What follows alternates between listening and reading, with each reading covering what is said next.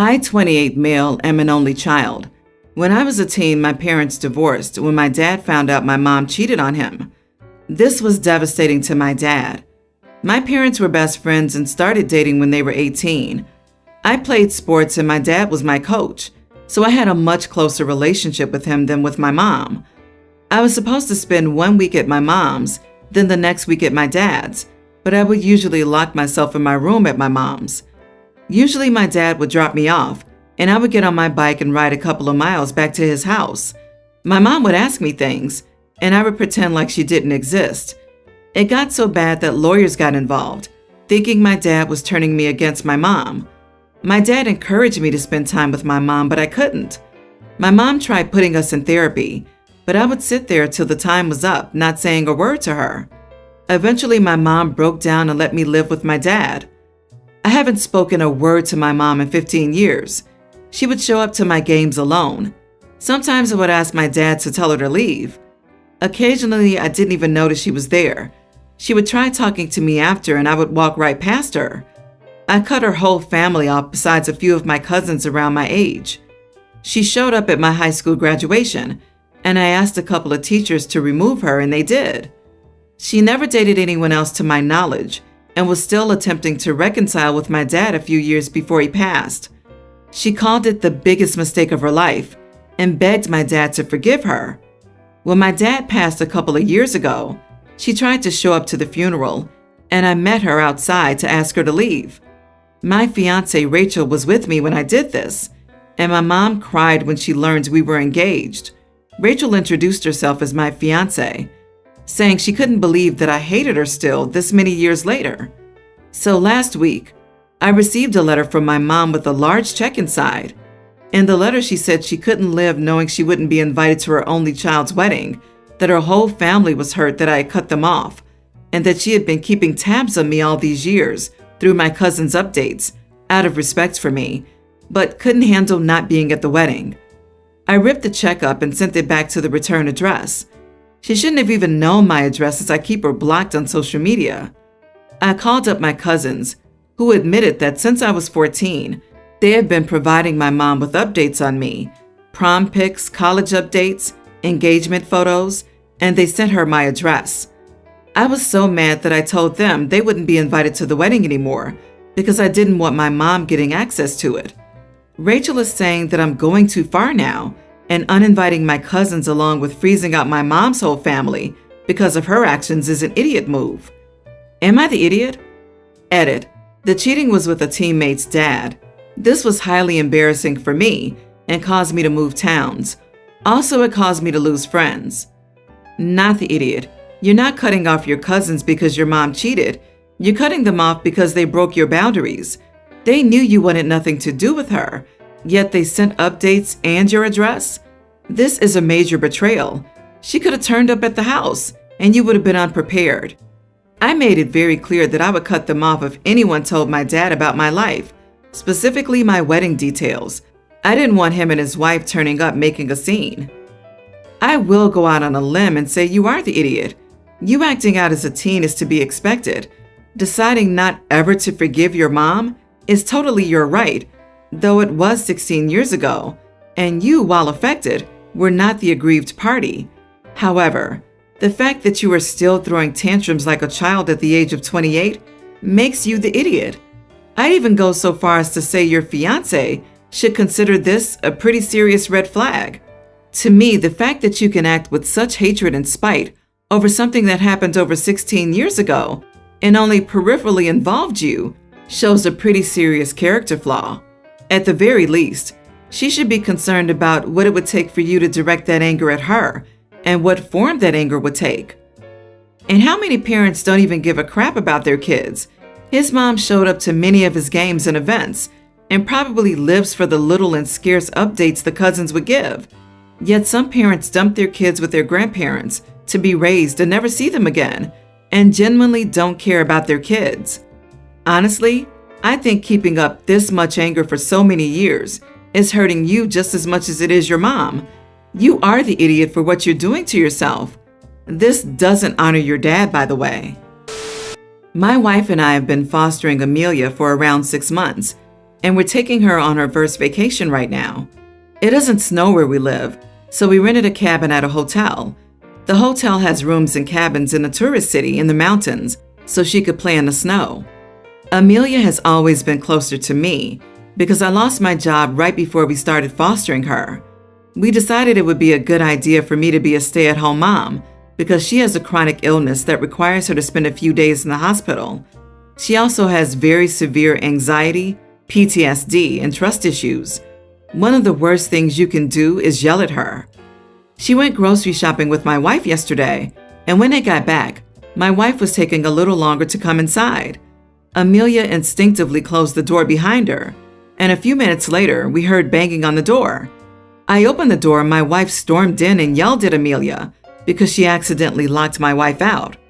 Amelia started to cry and locked herself in the bathroom. I was furious and told my wife to get her bag and get out. My wife asked where she was supposed to go and reminded me that we were 4 hours away from our house. I told her to go to the lobby and see if there's a room available, or go to the hotel next door or the one across the street. I said I don't care where she is, as long as she gets the heck away from my kid and me.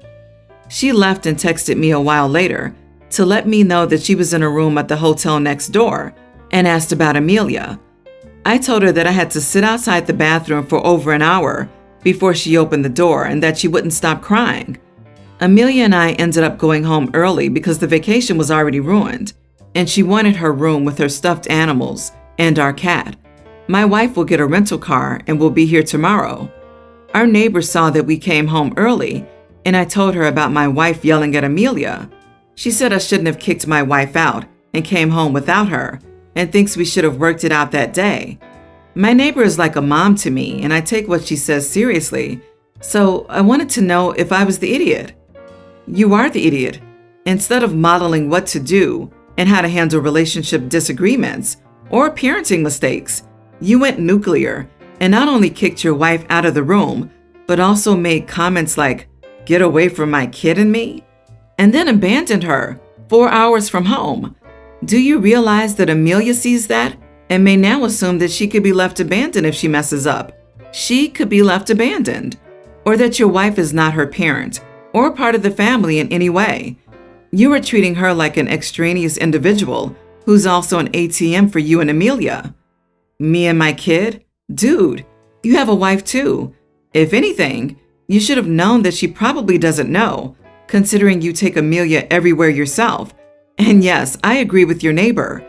First you berate your wife, kick her out, and then tell her to waste money on a car rental because you don't want to be in the same car as your wife? Fine, your wife blew up at being locked outside in the snow and was upset. You, though, decided to outdo her in the tantrum-throwing stakes by kicking her out of the cabin and effectively shutting down the vacation. So instead of treating this as a good opportunity to show your foster child how to de-escalate, you end up showing her the exact opposite. Poor kid was probably beside herself, thinking that she was the cause of you kicking your wife out and ruining the vacation. My 20 female, sister 18, has quite severe epilepsy. She has taken medication, but for some extra protection, a few years ago when I was 15, my parents and her doctor decided it would be best if she got a dog that could warn her when she would have episodes. They also said some of the side effects of the medication were not ideal. I, however, am severely allergic to dogs. Most dogs I cannot be around. However, my grandmother had a purebred poodle that I have never had any reaction to, so I asked that the dog they get be a poodle so that I can live in the house without being miserable. They did look into it, but they found no groups near us that bred purebred poodles for service work, so they got a golden doodle. That's 25% poodle and 75% golden retriever. My father was against the dog and wanted to at least wait until I had gone to college, but my mother and the doctor insisted, so we got the dog. The dog still caused an allergic reaction because of the golden retriever, and no allergy medicine completely worked and had no drowsiness side effects. And since I had school and work and sports, I couldn't take it. When my parents divorced, it was still an issue because the dog was at both houses. When I went to college, I tried to avoid going home because I would have to be around the dog. And when I did, I only went to my dad's house. My mother is getting married again in April. She invited my sister and me. I was surprised she wanted me to go since she was saying she was keeping it small, but she really wanted me there. However, my sister and her dog were going to be there, so I politely declined, and I made plans for that day. My mother is very upset and says she wants me to take medicine to get over it and that I'm unreasonable. I don't think I am because I don't want to go, and I don't think I should have to take medicine to be at the wedding of someone who doesn't care about my medical needs, but she thinks I should suck it up. Other family members think I'm being ridiculous and trying to hurt my mother by refusing to go. Am I the idiot here? No idiots here. The dog isn't there as a pet. Her doctor confirmed that getting one was required due to the severity of her epilepsy. You can't be around the dog because of your allergies and have said as much. It seems like a no-win situation whatever you choose. The only way you may be the idiot is to take medication that would help for a couple of hours and choose not to out of principle rather than an issue with side effects or similar. You are the idiot. This isn't about the dog. You lived with the dog for more than 3 years without more than mild discomfort. If I'm wrong, feel free to correct me, but I'm sure that if you were hospitalized or given an EpiPen for the dog allergy, you would have said so instead of just being given over-the-counter antihistamines. Your allergy is not that severe, and you're taking a stand because you feel you should be catered to and not your sister. Look, you don't have to go to the stupid wedding if you don't want to, but at least be honest with yourself, if no one else, about why that is. My daughter Avery, 24, and her husband Tom, 29, are expecting their first baby together. They're both very excited and have been getting so many things done in a short time. Because they've been busy lately, we haven't seen them in 2 months. Yesterday, they visited me at the house to talk about the baby mostly. Tom asked me if I had emptied out one of the rooms to turn it into a nursery yet. I was confused by his question and asked him why. He said that he expected me to. I asked, why again? He looked at me and said that every decent grandmother prepares a nursery at her home, specifically to welcome her grandson as a new member of the extended family. Then went on to give examples of how common this tradition is. I don't know why, but his words irked me. I asked why he couldn't have his mom prepare one for her grandson, since this is her grandson too. He laughed and said that his mom had already prepared one that she paid for herself. I have to mention that Tom's family is well off. Unlike us, we don't have an available room or money to afford a whole nursery. Yet Tom insisted it's necessary and that I make efforts to make sure my grandson gets everything he needs whenever they visit. I looked at my daughter, wondering if she agreed with this, and by the looks of it, she did. I told Tom that I didn't have the space or money to make this happen, but he argued that not making this happen will affect how many visits I get compared to his mom, who's fully prepared and considerate of her grandbaby's needs. Avery finally spoke up, but told me to please move my teen son in with his younger brother. I said no. The boys are old enough to get their own room. But Tom pitched in, saying boys can share a room since they're boys. But I wasn't convinced. I was upset they came up with this suggestion. Avery didn't like that and took it as in I don't care about her baby and don't want anything to do for him. But that is just not true. The conversation turned into an argument and they left minutes later. Avery must have called my husband because he yelled at me when he came home, saying this was no way to treat my daughter and our grandchild. I told him the story. He accused me of favoring the boys over Avery like I always do, but this time I just don't think her request was in any way reasonable. Am I the idiot here? What? Not the idiot, OP. They want your children who live there all the time to be forced to share a room so that your grandchild, who will occasionally visit, can have its own nursery in your home? Have they lost their minds? What a completely inappropriate thing to ask of your parents. It's totally normal for a grandparent to keep some toys and possibly a pop-up crib in their home for occasional visits. This is not normal or acceptable behavior. As a new parent, I don't get it. When my baby was new, we brought everything we needed over. Eventually, the grandparents started storing and buying things. I bought a tin of formula and some bibs and dishes. They each picked up some toys and books. My mother-in-law purchased a pack and play, My mom is storing mine that we don't really use.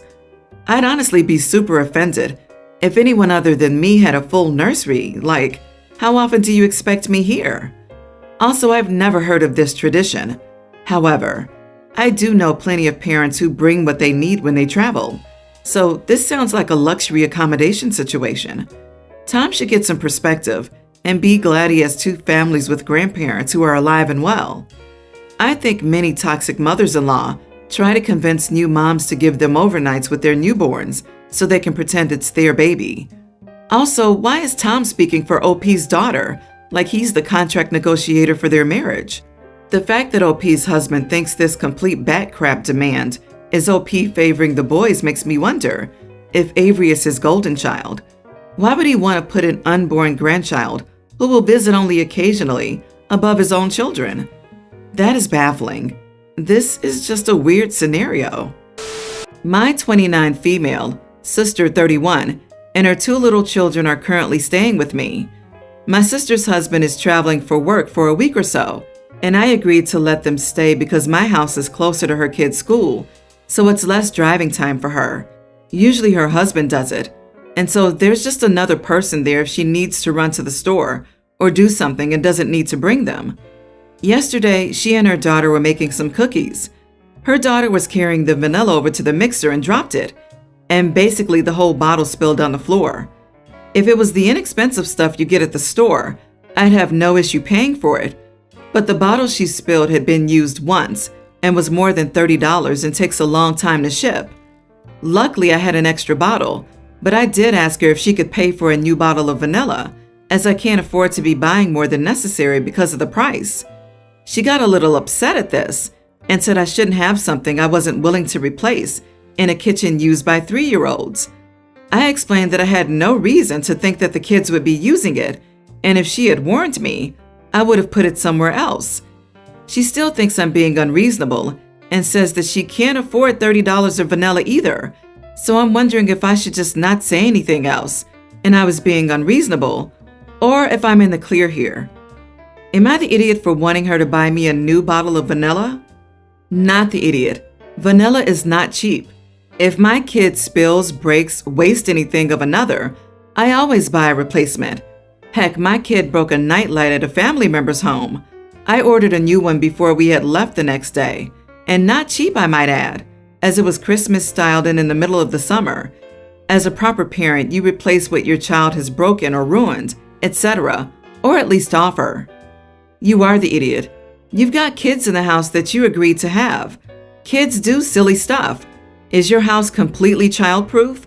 If one of those kids gets electrocuted or hurts themselves on a sharp edge, would you pay for any hospital bills? It's $30. Grow up. Deal with it and enjoy your nieces and nephews. You could have easily made it a teaching moment in being careful with expensive things. Or better yet, ask them not to use the expensive stuff. Not the idiot. You are already doing them a favor by letting them stay with you. That and her kids are her responsibility. She should have immediately offered to replace what was spilled. The disturbing part is, instead of taking any responsibility, she tried to turn it around and make it your fault. This says nothing good about your sister's character. This also means that this should be the last time she stays over.